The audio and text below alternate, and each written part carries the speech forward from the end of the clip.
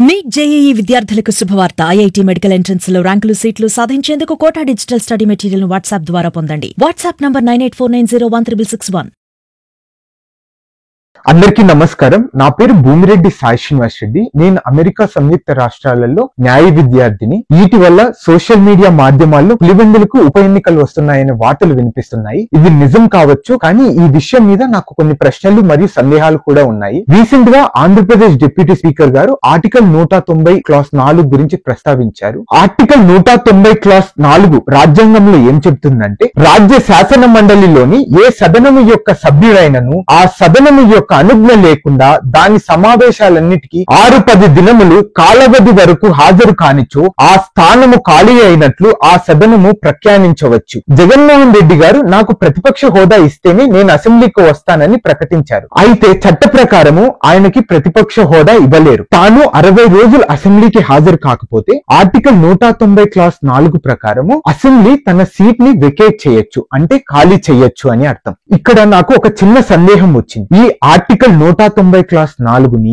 భారతదేశంలోని ఏ రాష్ట్ర శాసనసభలు అయినా లేదా పార్లమెంట్ లో కూడా గతంలో ఉపయోగించారా? నా రీసెర్చ్ ప్రకారం ఇప్పటి వరకు ఈ ఆర్టికల్ ని ఎక్కడే గానీ ఉపయోగించలేదు. ఇందుకు సంబంధించిన ఒక ఆసక్తికరమైన సంఘటన 1976 ఆగస్టు 10న ఎమర్జెన్సీ సమయంలో రాజ్యసభలో జరిగింది. ఆ సమయంలో మాజీ రాజ్యసభ సభ్యుడు సుబ్రహ్మణ్య స్వామిపై అరెస్ట్ వారెంట్ జారీ అయింది. అయితే ఆయన అరెస్ట్ కాకుండా తప్పించుకుంటూ ఉంటారు. అయితే ఆగస్టు 10న ఆయన పార్లమెంట్ హాజరు కాకపోతే 60 రోజులు లేకపోతే 59 రోజులు గడువు పూర్తయి ఆయన సీటు కోల్పోతాడు. కానీ ఆయన సర్దార్ వేషంలో పార్లమెంట్ కు వెళ్లి హాజరై తన సీటును నిలబెట్టుకుంటారు. ఇలాంటి మరొక సంఘటన కూడా ఉత్తరప్రదేశ్ రాష్ట్ర శాసనసభలో జరిగినట్టు సమాచారం. కానీ దీనికి సరైన మూలాలు దొరకడం లేదు. ఇప్పుడు మరొక ప్రశ్న ఏంటంటే, అక్టోబర్ 26, 2017న జగన్మోహన్ రెడ్డి గారు అసెంబ్లీని బహిష్కరించి పాదయాత్ర ప్రారంభించారు. ఆ సమయంలో 2019 ఎన్నికల వరకు, అంటే సుమారు 19 నెలల పాటు అసెంబ్లీకి పాల్గొనలేదు. అప్పుడు ఎందుకు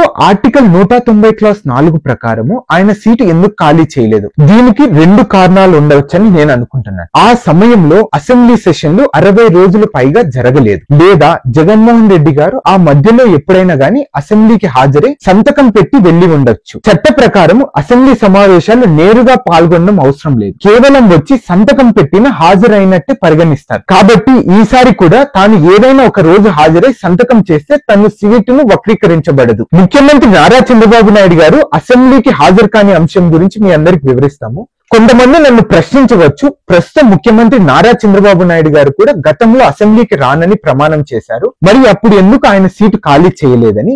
దానికి టిఆర్ఎస్ లెజిస్లేటివ్ రీసెర్చ్ డేటా ప్రకారం ఏం చెప్తున్నారంటే, 2022లో 2 అసెంబ్లీ సెషన్లు జరిగాయి. ఒకటి 12 రోజులు, ఇంకొకటి 5 రోజులు. అలానే 2023లో 2 అసెంబ్లీ సెషన్స్ జరిగాయి. ఒకటి 8 రోజులు, ఒకటి 5 రోజులు. 2024లో 3 రోజుల అసెంబ్లీ సమావేశాలు జరిగాయి. అంటే నవంబర్ 19, 2021న చంద్రబాబు నాయుడు గారు అసెంబ్లీలో తాను ఇకపై అసెంబ్లీకి రానని ప్రకటించారు. అంటే ఆయన దాదాపు 31 నెలలు అసెంబ్లీకి హాజరు కాలేదు. అంటే మొత్తము 2022 నుండి 2024 మధ్యలో కేవలం 33 రోజులు మాత్రమే అసెంబ్లీని నిర్వహించబడింది. అందువల్లనే నారా చంద్రబాబు నాయుడు గారి సీటు ఆర్టికల్ 190 క్లాస్ 4 ప్రకారం వెకేట్ చేయలేదు. అసెంబ్లీ సెషన్ల కాల వ్యవధి మరియు ఉప ఎన్నికల అంచనా గురించి మీ అందరికి వివరిస్తాను. నా దగ్గర 2014 నుండి 2019 వరకు జరిగిన అసెంబ్లీ సెషన్ల గురించి నా దగ్గర పూర్తిగా డేటా లేదు.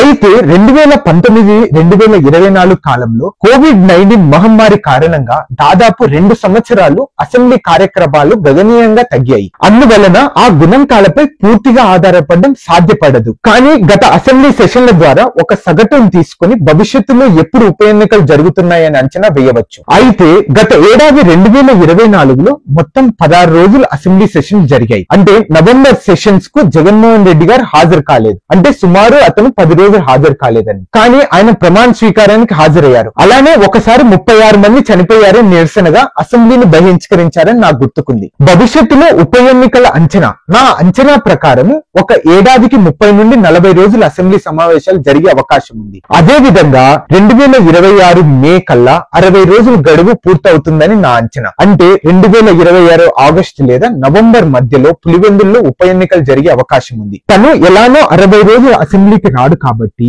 అలానే ఆ సీటు ఖాళీ అయినప్పుడు 6 నెలల లోపు ఎలక్షన్ జరగాలి కాబట్టి అందుకు ఆగస్టు నుండి నవంబర్ లోపు తప్పకుండా ఎలక్షన్ జరగచ్చు. ఇక్కడ మీ అందరికీ ఇంకొక ముఖ్యమైన విషయం చెప్పాలి. ఇది నా అంచనా మాత్రమే, కానీ నేను విశ్వసనీయమైన ఆధారాల ద్వారా సేకరించి గుణాంకాల ఆధారంగా మాట్లాడుతున్నాను. ఈ విషయంపై ఖచ్చితమైన అధికారిక సమాచారం కోసం ఆర్టీఐ దాఖలు చేసి పూర్తి స్థాయి డేటాను తెప్పించుకుంటున్నాను. కానీ వచ్చే సంవత్సరం అసెంబ్లీలో ఆర్టికల్ 190 క్లాస్ 4ను ఉపయోగించి ఏదైనా ఏ శాసనసభ్యుని అయిన సీటును తొలగిస్తే అది భారతీయ రాజకీయ చరిత్రలో తొలిసారిగా జరిగే ఘటనగా నిలిచిపోతుంది. Thank you.